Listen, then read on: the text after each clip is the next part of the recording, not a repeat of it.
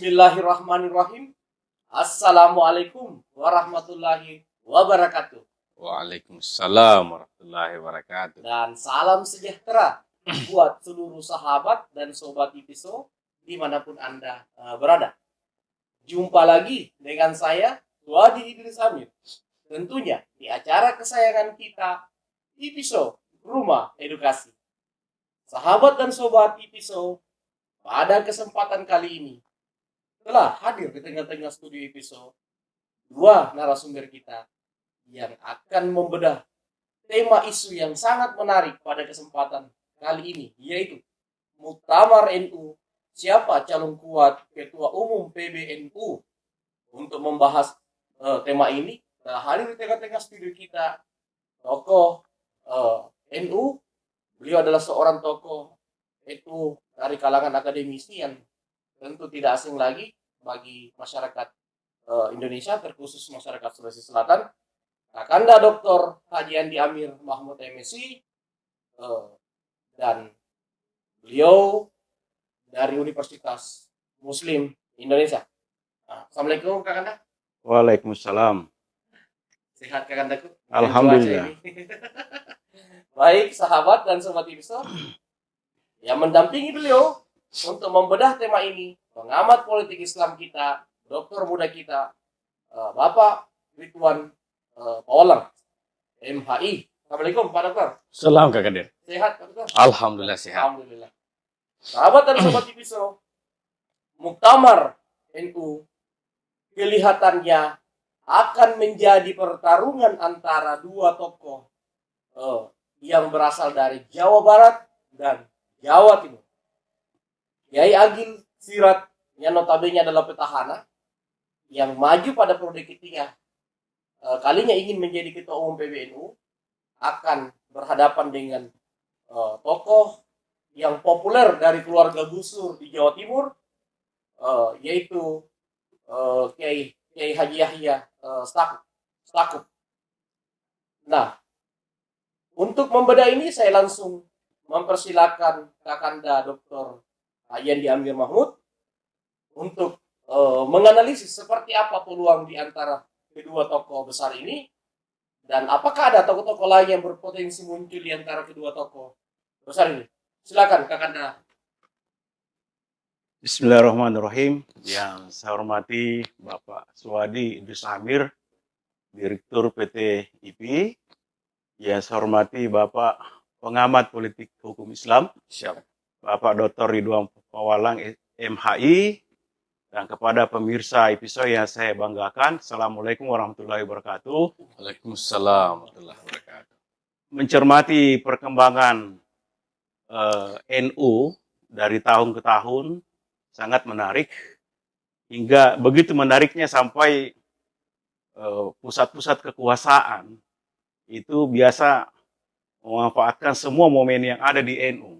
Sebutlah misalnya Muktamar PBNU yang akan dilaksanakan besok hingga lusa tanggal 23 di Lampung, itu Muktamar PBNU yang ke-34.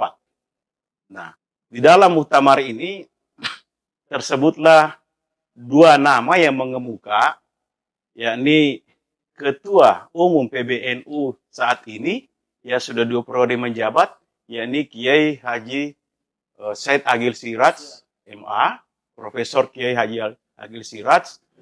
Itu beliau ini asalnya dari Jawa Barat, yakni di Kabupaten Cirebon. Nah, calon kedua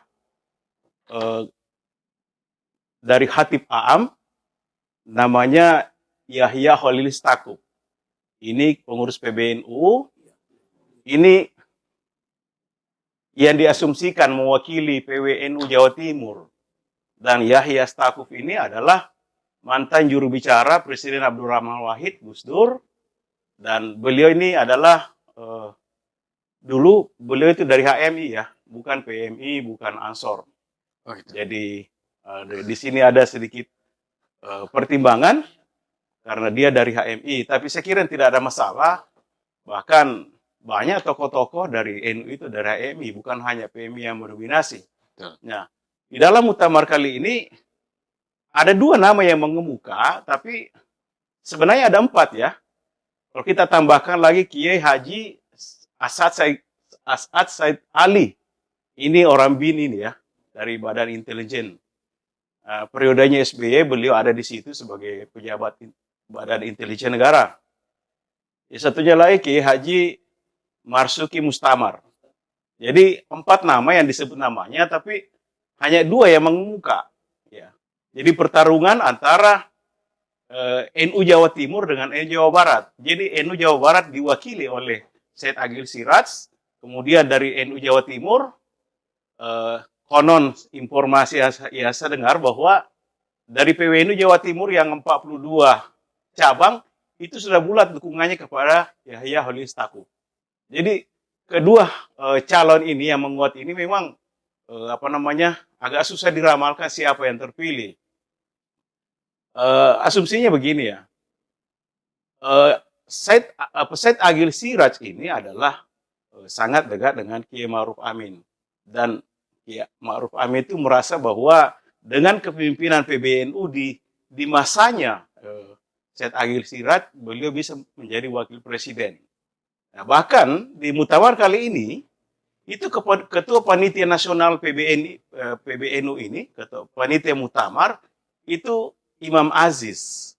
Jadi sangat dekat dengan Kiai Ma'ruf Amin. Jadi irisannya itu kita bisa memastikan bahwa ini kemungkinan ada intervensi, tapi saya pikir bukan intervensi negatif, intervensi positif. Nah, ini kedekatan dengan Ma'ruf Amin ya, karena ketua panitianya muktamar ini adalah orang dekat. Bahkan saya dengar itu juru bicaranya namanya Imam Aziz, juru bicara dari Ma'ruf Amin. Ya, jadi itu irisannya. Jadi ada yang memprediksi bahwa sangat kuat ini Said Agil. Nah, ditambah dengan dukungan PKB. Tapi itu baru berita miring ya, karena bisa jadi Muhaimin juga mendukung, selain mendukung Said Agil Siraj, juga memberikan karpet merah kepada Yahya Holil Stakuf, karena itu pamannya Pak Muhaimin ini. Jadi Yahya Holil Stakuf ini sepupu satu kali dengan Kiai Abdurrahman Wahid, mantan presiden.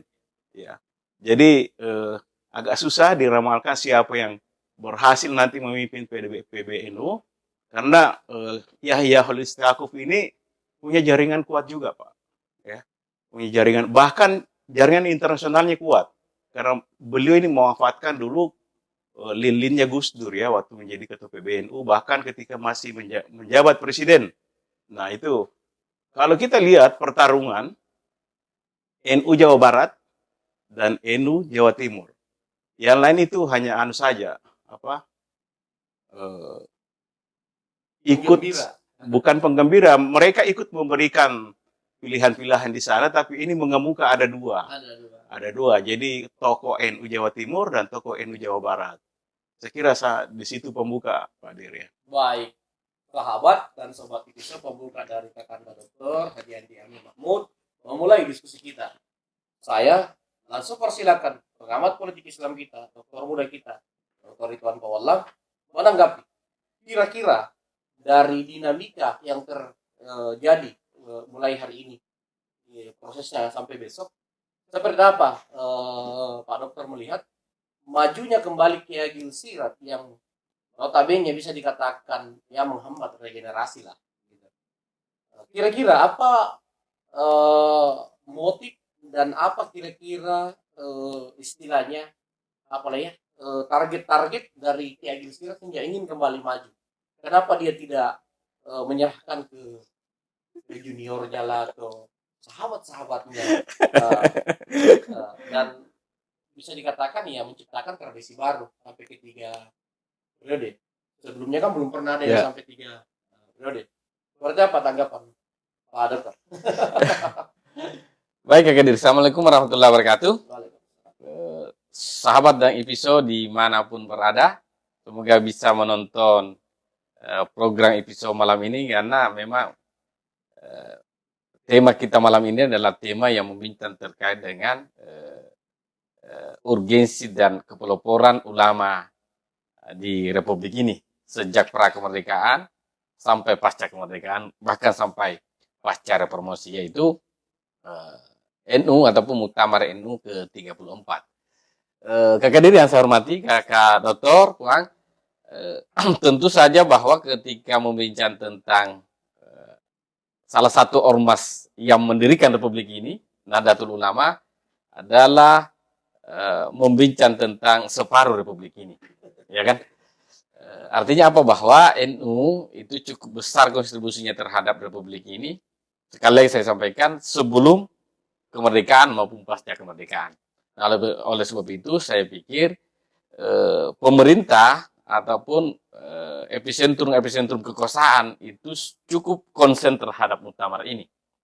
Apalagi memang bahwa salah satu kader terbaik NU itu menjadi wapres di Republik ini. Tentu saja dalam rangka momentum muktamar itu juga punya irisan menurut saya dengan konteks Pilpres 2024. Saya membedah dulu pada sisi sosok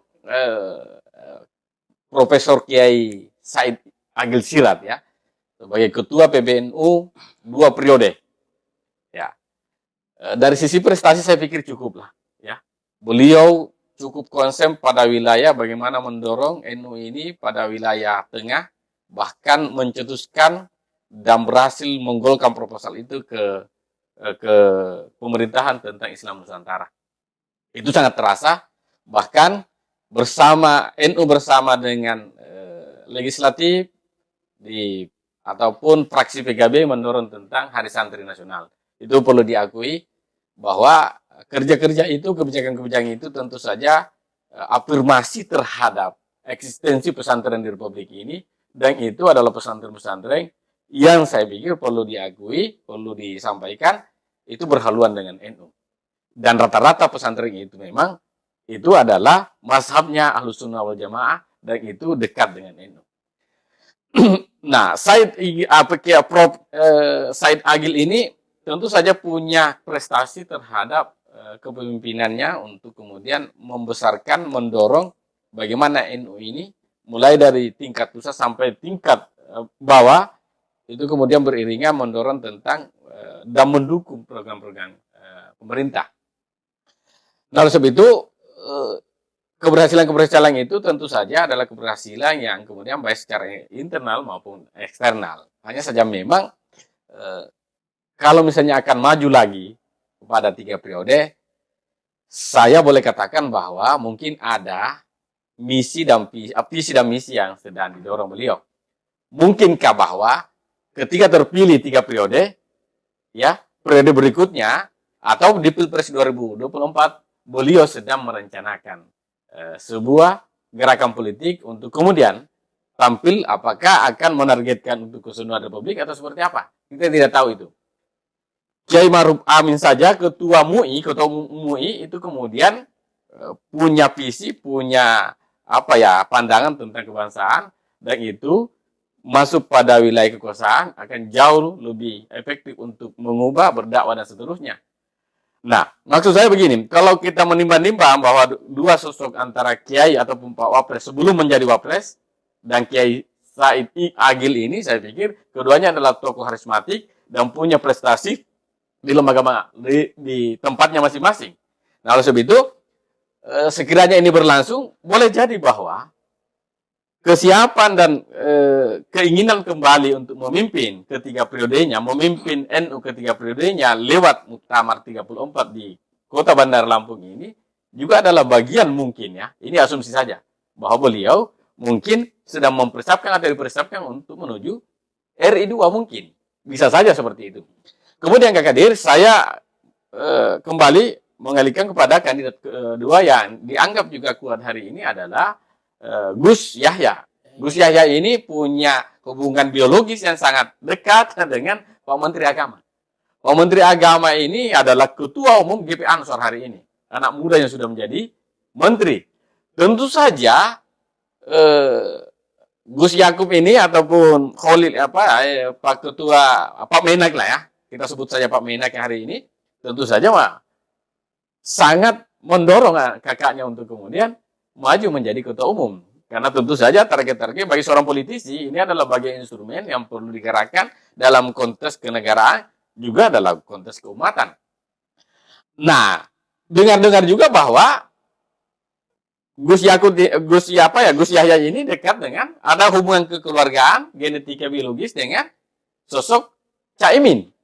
Nah, tentu saja bahwa kedua tokoh yang kita anggap hari ini adalah tokoh muda dari NU yang sekarang sama-sama di PKB, tentu saja berharap bahwa bagaimana supaya keluarga mereka yang punya irisan biologis dengan mazhab NU yang lahir dari Jawa Timur ini itu didorong untuk kemudian melanjutkan kepemimpinan.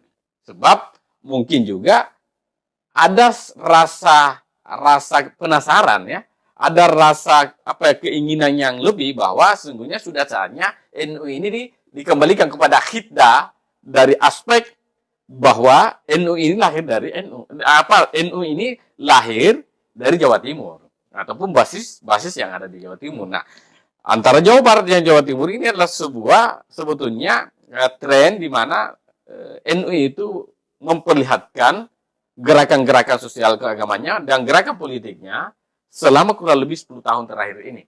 Nah, oleh sebab itu, kedua tokoh ini saya pikir itu akan kemudian memperlihatkan seluruh kekuatannya ya untuk kemudian bisa tampil dan meraih dan memenangkan muktamar NU ini. Nah, saya kira kedua tokoh ini adalah cukup representatif ya. Kalau misalnya dari sisi ormas, dari sisi massa, ya, dari sisi kader, simpatisan, itu memperlihatkan bahwa kalau itu dalam perspektif kekuasaan politik, itu tentu saja dilirik oleh mereka-mereka yang punya visi, ambisi, keinginan untuk kemudian tampil pada Pilpres 2024. Nah, oleh sebab itu, kedua tokoh ini saya pikir tidak bisa dipisahkan daripada wilayah kekuasaan hari ini. Bahwa dikatakan oleh Kakak Puan tadi, Kakak Dr. Puan Amir tadi, bahwa sungguhnya Kiai Agil Sigrat sekarang ini itu dimentori ataupun di belakangnya adalah Kiai Maruf. Ya, kita tidak bisa pisahkan bahwa hari ini juga Gus Yahya ini itu beririsan dengan misalnya Pak Jokowi. Itu juga tidak bisa kita tutup mata terhadap irisan-irisan itu. Nah, oleh sebab itu saya pikir keduanya ini punya khas dan punya kekuatan untuk kemudian memenangkan muktamar NU ke-34 di Kota Bandar Lampung. Saya kira cukup dulu, Kak. Baik, sahabat dan sobat Show. Menarik membuka dari doktor muda kita, pengamat politik Islam kita, dalam mewarnai dan menganalisis diskusi kita, sahabat dan sobat. Jadi kita kembangkan, sahabat dan sobat Show. Kembali lagi saya ke Kakanda Tuan Dr. Haji Jamin Mahmud. Kak, ini kalau dilihat kondisi PKB kelihatannya akan terlibat aktif dalam muktamar ini. Ya. Menteri Agama yang suka tidak suka kemungkinan akan terlibat karena kakak kandungnya ya. Ya.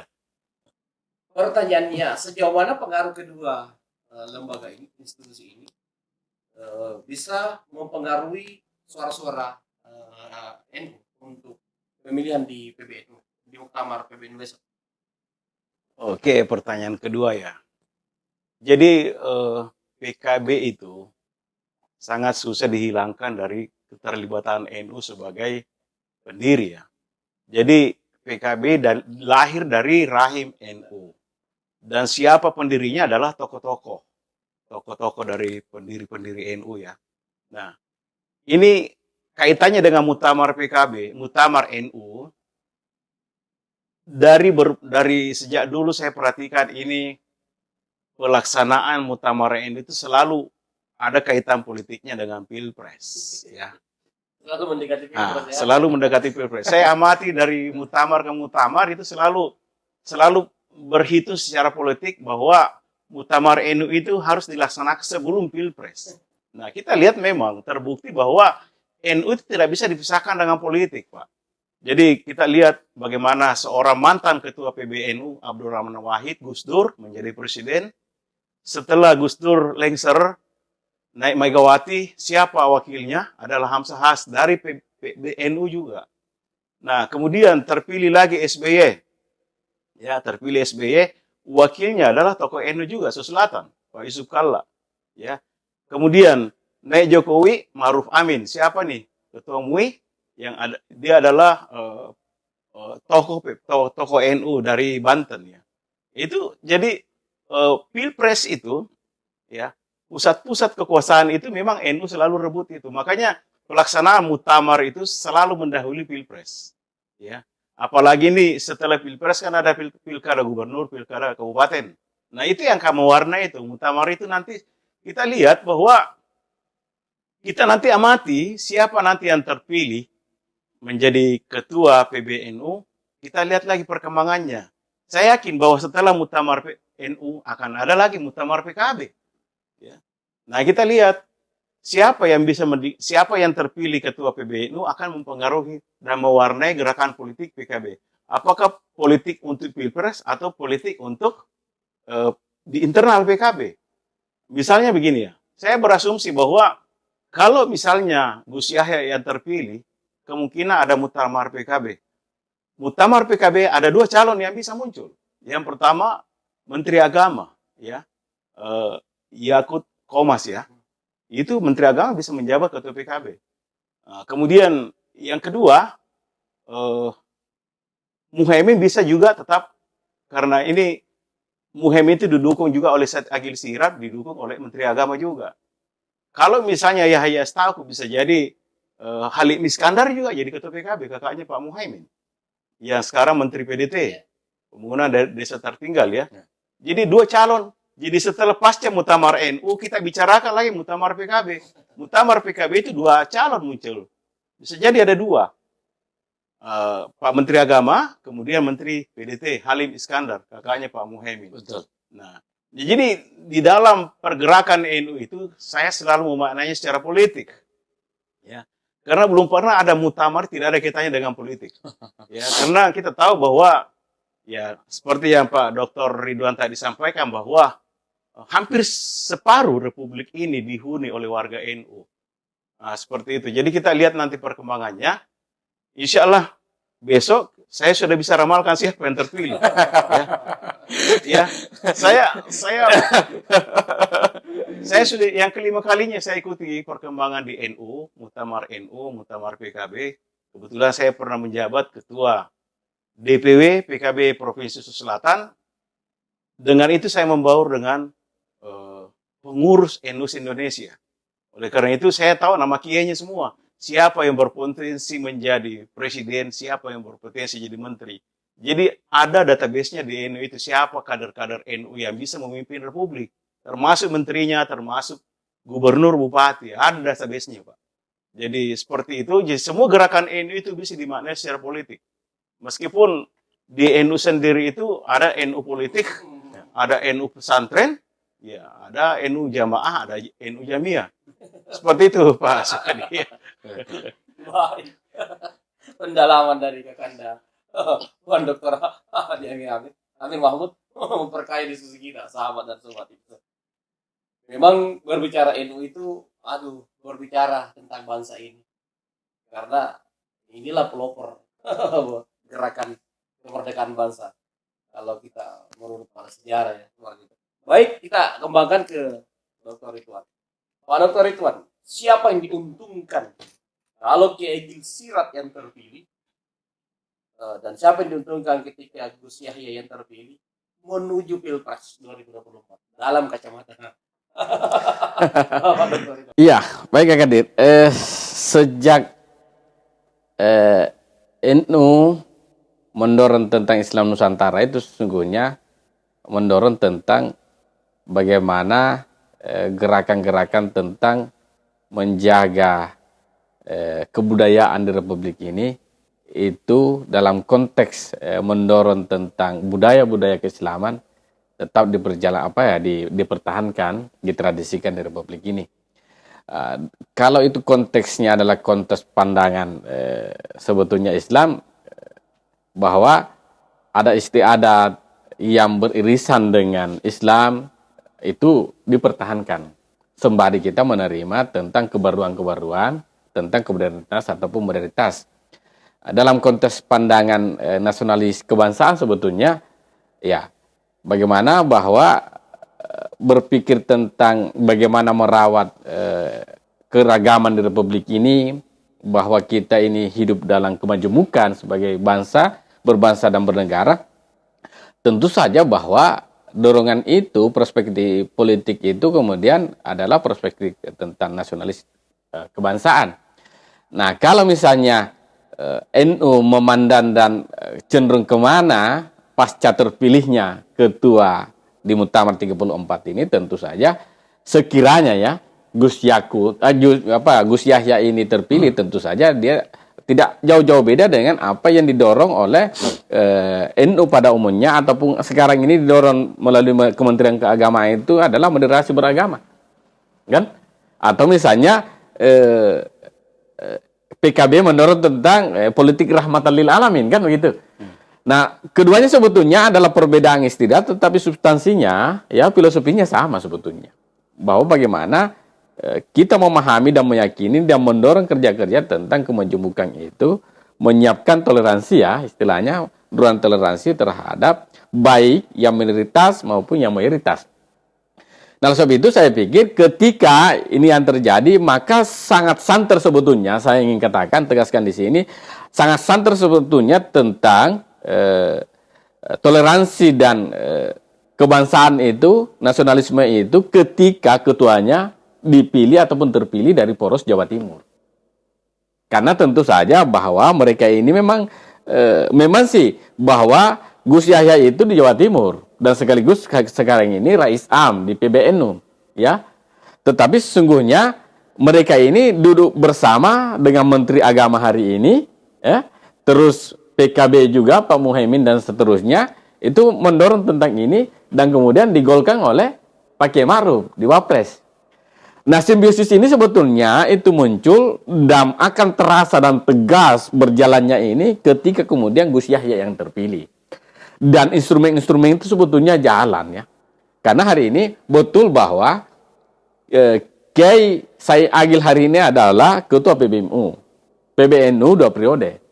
Dan beririsan dengan Pak Wapres. Tetapi Pak Wapres sebetulnya juga tidak menutup kemungkinan ruang-ruang komunikasi dengan Pak Ketua PKB dan Pak Menteri hari ini.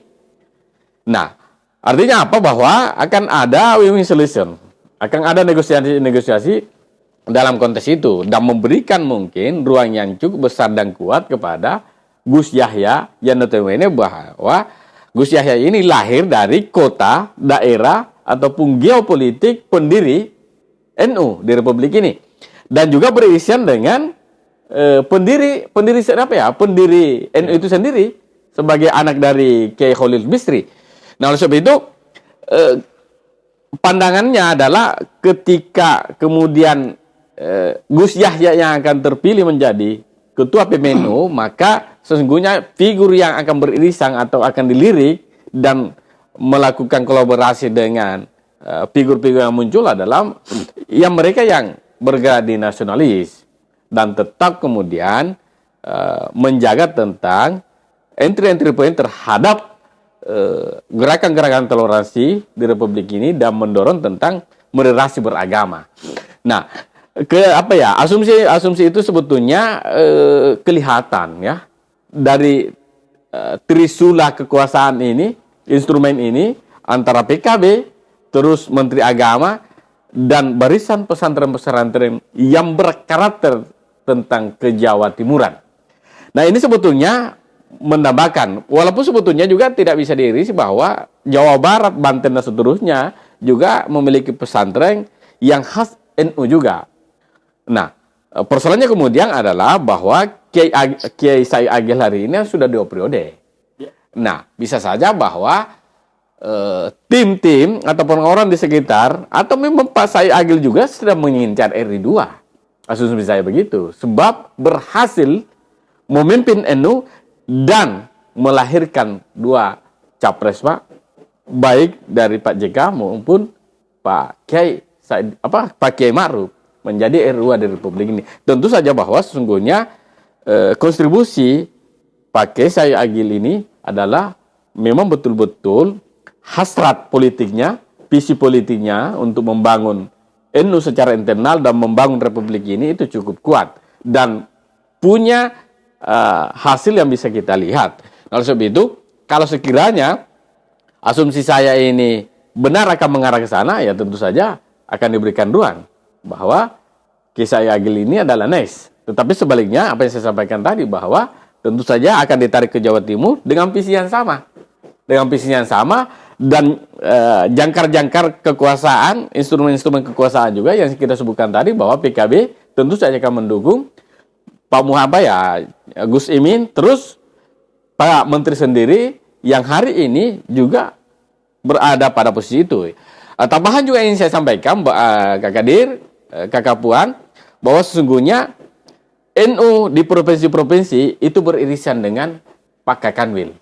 Nah, bosnya Pak Kakanwil Kemenak ini itu adalah Menteri Agama, Pak. Tentu saja irisan itu sangat komunikatif, konfirmatif, dan terkonsolidasi di daerah, bahkan sampai tingkat kabupaten, DPC dan seterusnya, itu sudah terkonsolidasikan. Saya sangat yakin pada asumsi itu. Saya kira cukup dulu ya, Kadir. sangat dalam analisis dari Pak Dr. Ridwan Pawala, pengamat politik Islam kita, sahabat dan sobat episode. Baik, terakhir ke Kakanda Puang, Dr. Haji Amir Mahmud, Andi Amir Mahmud. Ini kalau kita lihat Kiai Agil Sirat maju, ya tentu mendapat restu presiden lah. Ya. Karena ketika tidak dapat restu presiden, beliau nggak berani maju ya gitu. Tapi mendapat restu kan bukan berarti didukung, karena Bapak Presiden pasti netral ya. Karena ini ormas yang paling beliau hormati. Kapan? Kalau dilihat konstelasi Pilpres 2024, hasil Muktamar NU ini baik Kiai Agil Sirat maupun Gus Yahya, siapa tokoh NU yang paling memungkinkan namanya muncul dan dilirik mewakili NU, bahkan mewakili PKB? Baik, jadi karena ini muktamar ini pemanasan ya bagi NU untuk masuk di Pilpres. Jadi di NU itu banyak sekali stok kader ya yang bisa jadi pemimpin Republik, Pak. Ya. Jadi tidak tertutup kemungkinan kenapa Pak Kiai Said Agil ini berambisi merebut 3 periode. Karena ini kaitannya dengan Pilpres. Tapi kalau tadi disebutkan bahwa ada kepentingan untuk Pilpres, ya jawabannya iya. Tapi dalam kepentingan Pilpres itu beririsan kepentingannya Pak Kiai Said Agil dengan Muhaimin. Sama-sama menata Pilpres. Ya, sama-sama menata Pilpres. Jadi Gus Yahya juga demikian. Gus Yahya juga demikian, menatap juga Pilpres. Nah, ini beririsan NU dengan PKB, Pak. Di jalur politiknya NU itu ada di PKB. Ya, jadi Muhaimin tentu saja mau masuk di kontestan di Pilpres.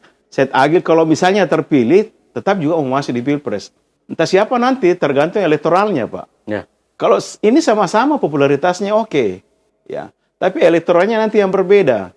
Kalau elektoralnya itu misalnya lebih tinggi Said Agil, ya Said Agil saja yang didukung dibanding Pak Muhaimin. Mungkin Pak Muhaimin jadi sekjen PBNU. Itu kan bisa tukaran itu. Ya. Nah, tadi disebutkan bahwa Gus Yahya itu keterwakilan dari Jawa Timur. Bukan saja Jawa Timur, Pak. Dia juga mewakili Jawa Tengah. Ada tambahan lagi. Ini Jawa Tengah karena di situ ada Rembang ya. Jawa Tengah itu di situ leluhurnya. Jadi Gus Yahya ini adalah cucu langsung pendiri NU dari Kiai Wahab Hasbullah. Ya. Kiai Wahab Hasbullah melahirkan ini Holil Bisri bapaknya, kemudian Mustafa Bisri. Ini tokoh dua-duanya tokoh Jawa Tengah ini, orang tuanya ini. Hanya leluhurnya dari Jawa Timur. Ya, dari Jombang. Tapi dari Jawa Tengah ada Kabupaten Rembang. Di sini juga pusat Kiai ini, Pak. Di Rembang ini banyak pesantren di situ. Jadi kalau Gus Yahya itu mewakili Jawa Tengah juga mewakili Jawa Timur. Besar suaranya. Kalau Said Agil itu bisa mewakili Jawa Barat, bisa mewakili Banten karena di situ ada dukungan dari Kiai Ma'ruf ya. Jadi kalau dukungan dari istana dari Jokowi langsung saya kira tidak ada. Saya kira tidak ada intervensi langsung. Tapi kalau dari Ma'ruf Amin, saya pikir Ini rekomendasinya. Rekomendasi Pak Ma'ruf Amin untuk Pak Kiai Said Agil. Karena itu empatinya Kiai Ma'ruf Amin karena terpilih sebagai wapres dari dukungan NU. Betul. Jadi seperti itu. Jadi kita lihat ini. Kita lihat saya tunggu sampai lusa. Itu sudah ada hasilnya itu. Siapa yang menjadi ketua PBNU. Dari situ nanti kita petakan. Kita tarik garis ke PKB. PKB selanjutnya siapa? Entah itu penggantinya Muhaimin. Mungkin ada Halim Iskandar, kakaknya beliau. Kemudian ada Pak Yakut Komas, Menteri Agama. Tapi tidak ada masalah karena ini lingkungan keluarga, Pak. Satu atap ini. Jadi di luar Said Agil ini satu atap. Menteri Agama, Gus Yahya, Muhaimin, Halim Iskandar. Ini 4 tokoh muda ini. Satu ruangan, satu nenek, Pak. Satu leluhur. Ya. Jadi tidak ada masalah. Kalaupun misalnya mau dikompromikan itu yang penting ya masing-masing cucunya dari Hasim As'ari atau cucunya Wahab Hasbullah. Jadi pendiri NU langsung. Jadi terahnya ini mencari terah kembali, mengembalikan terah kepemimpinan PBNU kepada cucunya. Kalau Said Agil ini kan di luar terah pendiri NU ya. Ya. Jadi saya kira begitu Pak Dir. Jadi kalau bicara NU itu memang selalu menarik Pak. Dari semua sisi dan semua tokoh-tokoh bangsa, kita lihat saja besok pembukaan Muktamar NU, saya yakin semua petinggi Republik, semua penguasa-penguasa dari seluruh Indonesia akan hadir di sana. Akan hadir di sana mengamati siapa kira-kira yang terpilih. Dari situ kita semua orang itu punya persepsi yang berbeda apa yang terjadi di muktamar sana itu. Jadi selalu memang menarik Pak. Mereka bahkan wartawan itu buang waktu. Biasa 1 minggu sebelum muktamar itu sudah berkumpul di mana Lokasi. Area muktamarnya itu. Mereka mencari sebanyak mungkin informasi tentang NU, tarikan politiknya, tarikan ormasnya, ya. Dari NU ke PKB, dari PKB ke istana. Jadi tarikannya seperti itu, Pak. Jadi memang selalu menarik. Bahkan kalangan Muhammadiyah itu selalu mengamati itu perkembangan politik di NU. Karena mau ketinggalan. Oke, saya kira begitu Pak Suhadi ya. Baik, sangat tajam analisis dari Kakanda Puan, Dr. Haji Andi Amir Mahmud MSI dalam membedah Muktamar NU yang akan dilaksanakan tanggal 22 dan 23 Desember 2021 atau besok kenanya ya. Ya. Dan sudah dijelaskan secara detail irisan-irisan antara NU, PKB dan juga perpolitikan nasional memang tidak bisa dilepas. Baik, sebelum saya tutup ada sedikit tambahan atau apa Pak Dokter? Saya kira cukup kan. Cukup. Baik, terima kasih Kak Puan, Pak Dokter atas waktunya. Mari besok kita sama-sama mengamati Siap. pemilihan Ketua Umum PBNU. Siapapun yang terpilih, beliau adalah tokoh-tokoh bangsa. Jadi ada, saya tambahkan sedikit ya. Jadi muktamar di Surabaya itu ketika Gus Dur menjadi presiden tahun 2000, waktu itu SBY hadir Pak sebagai menteri ya, mendampingi Gus Dur. Jadi kelihatannya ada pesan tidak langsung ke SBY, amatilah NU dulu sebelum kamu jadi presiden. Ya. Jadi 2 kali Pak SBY itu menghadiri muktamar NU. Jadi pertama Gus Dur yang undang datang dan duduk di samping Gus Dur. Jadi pesannya Gus Dur ke Pak SBY itu amatilah NU dulu, amati orang-orangnya, amati politiknya, amati gerakannya sebelum Anda mencalonkan diri jadi presiden. Dari situ ilhamnya kenapa lahir Partai Demokrat. Karena SBY punya rencana mau jadi presiden juga pasca Gus Dur. Tapi mau lewat mana partainya? SBY lahirkan Partai Demokrat atas rekomendasi dari Gus Dur waktu itu. Jadi sebelum kita lihat keterpilihan SBY 2 periode itu atas dukungan NU, Pak. Itu tidak bisa dipungkiri itu. Betul. Dan SBY belajar gerakan politik dari NU. 2 kali ikut muktamar, 2 kali diperkenalkan bahwa ini Pak SBY adalah tokoh bangsa. Dari situ Pak SBY tersentuh untuk mendirikan partai. Karena tidak ada cara lain untuk menjadi presiden di Republik ini kalau Anda tidak punya partai. Nah itulah yang mengilhami kenapa SBY mendirikan Partai Demokrat. Dan akhirnya SBY juga menjadi presiden bahkan 2 periode. Ya. Dan Jadi sama-sama. satu kali menggandeng. Sama-sama momentum. Besok tanggal 22 juga Iya. Musda Partai Demokrat Sulawesi Selatan, Pak. Jadi kalau ditelisik sejarahnya pendirian Partai Demokrat itu ilhamnya lahir dari Muktamar NU. Betul. Mau dibantah atau tidak, mau diterima atau tidak, kita bisa berdebat. Saya kan 2 kali saksikan Pak SB hadiri Muktamar NU. Dari situ dia mengenal banyak kiai dari pelosok Nusantara, tokoh-tokoh NU, tokoh-tokoh penentu Republik, ya, tokoh-tokoh bangsa, tokoh nasional. Dari situ kuncinya. Tiba-tiba selesai Muktamar NU yang dihadiri Gus Dur itu lahir Partai Demokrat yang mengantar beliau menjadi presiden 2 periode. Dan periode keduanya menggandeng juga tokoh NU namanya Pak JK, Pak Yusuf Kalla. Itu. Itu Pak Dir ya. Baik. Ya. Sangat tajam, sangat mendalam analisis dari kedua narasumber kita, sahabat dan sobat Tipiso, dalam membedah tema Muktamar NU ini. Saya pikir yang disampaikan kedua pengamat kita ini itu sangat-sangat rasional dan sangat sesuai dengan kondisi di NU itu sendiri dan di kondisi perpolitikan nasional kita. NU memang selalu menjadi lirikan utama seluruh elit-elit politik, apalagi menjelang Pileg dan Pilpres 2024. Terima kasih, Kapolri. Assalamualaikum warahmatullahi wabarakatuh. Waalaikumsalam warahmatullahi wabarakatuh.